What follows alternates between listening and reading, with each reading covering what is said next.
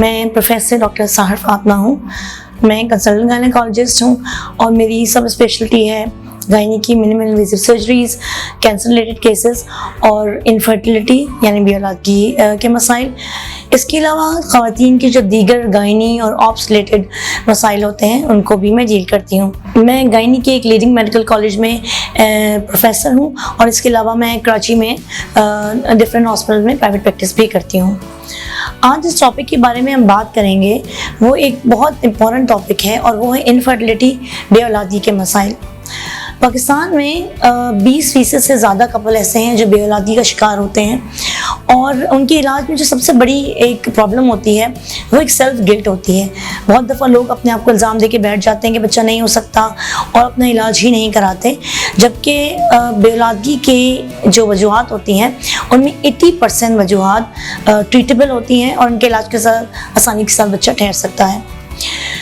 एक सबसे बड़ी वजह जो इनफर्टिलिटी की बनती है उसमें ये होता है कि हमारे पास फीमेल अपने इलाज कराने आती है, अनफॉर्चुनेटली हस्बैंड नहीं आते। बेऔलादगी का इलाज दोनों मियाँ बीवी का होता है और इनफर्टिलिटी स्पेशलिस्ट, जैसे कि मैं एक इनफर्टिलिटी स्पेशलिस्ट हूँ, तो हम कपल को देखते हैं और कपल को ही ट्रीट किया जाता है क्योंकि आमतौर पे बेऔलादगी का इलाज दिनों के लिहाज से चलता है और इसमें कपल की इन्वॉल्वमेंट बहुत ज़रूरी है। बेऔलादगी की वजूहात में 1/3 वजह ख़वातीन की प्रॉब्लम हो सकती है, 1/3 हो सकता है हस्बैंड में प्रॉब्लम हो और 1/3 ऐसे कपल होते हैं जिनमें कोई भी प्रॉब्लम नहीं होती लेकिन उसके बावजूद वो कंसीव नहीं कर रहे होते।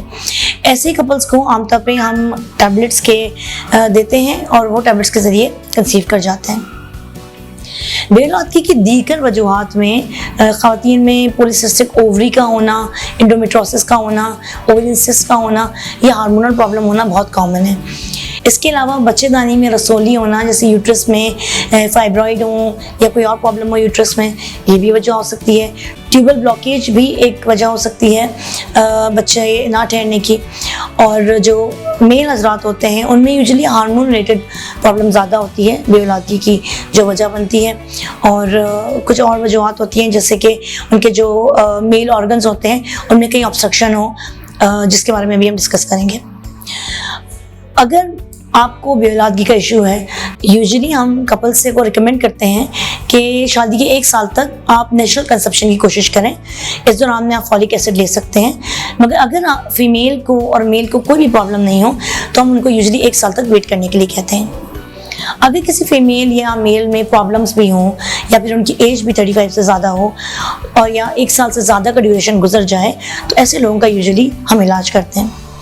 इस इलाज में सबसे पहले कुछ टेस्ट कराते हैं। इनमें सबसे इंपॉर्टेंट टेस्ट है मेल का सीमेन एनालिसिस। ये बहुत आसान टेस्ट होता है और मैं सारे ऐसे कपल को रिकमेंड करूँगी जिनको बेऔलादगी का मसला है कि वो एक सीमेन एनालिसिस करा दें। ये मेल का टेस्ट होता है और ये बहुत ईजिली किया जा सकता है, इसमें कोई इतनी मेल को परेशानी या प्रॉब्लम नहीं होती, अगर ये टेस्ट बैकबोन है हमारी ट्रीटमेंट का। इसके अलावा ख़वातीन का अल्ट्रासाउंड और कुछ हार्मोन के टेस्ट किए जाते हैं। जो प्रॉब्लम ड्यूरिंग इन्वेस्टिगेशन पता चलती है फिर उसको ट्रीट किया जाता है। जिस तरह पॉलीसिस्टिक ओवरी है तो ये यूजुअली दवाओं से ट्रीट हो जाती है। एंडोमेट्रोसिस का लेप्रोस्कोपिक सर्जरी करके हम ट्रीटमेंट कर सकते हैं। और अगर ऐसे फाइब्रॉइड हों जो बच्चा नहीं ठहरने दे रहे हों या बच्चा बार बार ज़ाया हो रहा होता है तो फाइब्रॉइड की रिमूवल हो सकती है। इसी तरह अगर मेल को कोई स्ट्रक्चरल प्रॉब्लम हो तो उसको सर्जरी से ट्रीट किया जाता है। और 90% मेल्स में स्ट्रक्चरल प्रॉब्लम नहीं होती, हार्मोनल प्रॉब्लम्स होती हैं जिनको हम दवाओं के साथ ट्रीट करते हैं। ऐसे भी होता है कि मेल्स की रिपोर्ट में या सीमेन एनालिसिस में स्पर्म काउंट 0 आता है, तभी हम उनके मेल्स को बताते हैं कि डिप्रेस होने की ज़रूरत नहीं है।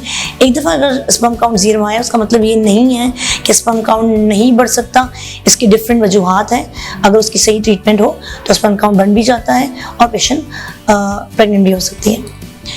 प्रेगनेंसी का इलाज जैसे मैंने कहा या तो दवाओं के ज़रिए होता है और जिन कपल्स में दवाओं के ज़रिए इलाज नहीं हो पाता और स्पेशली वो कपल्स जिनमें हस्बैंड को कोई प्रॉब्लम होता है वहाँ हम IUI रिकमेंड करते हैं। IUI एक प्रोसीजर है जिसमें हम मेल का स्पर्म जो अच्छा वाला स्पर्म काउंट होता है जिसको हम कहते हैं स्विम सैंपल, वो हम फीमेल के अंदर डालते हैं और इसके ज़रिए प्रेगनेंसी होती है। ये प्रोसीजर चीप भी होता है, ज़्यादा महंगा भी नहीं है और ये ईजिली भी ऑफिस प्रोसीजर भी है और इससे कंसेप्शन के चांसेस काफ़ी अच्छे होते हैं। अगर हमारे पास IUI भी फेल हो चुकी हो या ऐसे पेशेंट हो जिसमें बहुत सीवियर प्रॉब्लम आ रही हो मेल और फीमेल में, तो फिर हम उनका IVF रिकमेंड करते हैं, जिसको आम ज़बान में टेस्ट ट्यूब बेबी कहा जाता है। टेस्ट ट्यूब बेबी अगेन बहुत सिलेक्टेड कपल्स का किया जाता है, बिकॉज इसका सक्सेस रेट भी 32 से 35% है, तो और ये एक्सपेंसिव भी होता है। तो हम उन्हीं कपल्स को IVF रिकमेंड करते हैं जिनके बार बार ट्रीटमेंट और फर्टिलिटी ट्रीटमेंट फेल हो रही हो।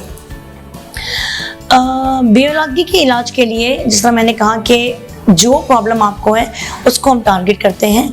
अगर किसी को PCO है, किसी को एंडोमेट्रोसिस है, फाइब्रॉइड है और उसको सर्जरी की ज़रूरत है, तो उसके लिए सर्जरी ही की जाती है। वरना अगर हम इनफर्टिलिटी की ट्रीटमेंट उनको दे दें तो सिंपली वो फेल हो जाती हैं। और इनफर्टिलिटी की ट्रीटमेंट हम लॉन्ग टर्म नहीं देते, क्योंकि उसके अपने भी कुछ असरात होते हैं। बेऔलादगी कोई ऐसा मसला नहीं है जिसका ला इलाज हो या जिसका इलाज नामुमकिन हो, लेकिन आमतौर पे बेऔलादगी में बच्चा इसलिए नहीं ठहर रहा होता कि या तो वो सही तरह से इलाज करा नहीं रहे होते, या फिर वो जिस चीज़ का इलाज उनको कराना होता है वो नहीं करते। जैसे अगर मेल में स्पर्म काउंट कम है, तो अगर खातून ही सिर्फ दवा लेती रही तो प्रेगनेंसी होने के चांसेस नहीं होते। सो अगर आप चाहते हैं कि आपको कोई भी इनफर्टिलिटी रिलेटेड प्रॉब्लम है और उसके बारे में आप मुझसे बात करना चाहते हो या मुझसे कंसल्ट करना चाहते हो, तो मैं अल्तमश जनरल हॉस्पिटल में डेली OPD करती हूँ एक्सेप्ट संडे 1 to 2:30 PM। तो आप मेरे पास क्लिनिक में आ सकते हैं, या फिर घर बैठे आप वीडियो कंसल्टेशन के ज़रिए भी हमसे रब्ता कर सकते हैं।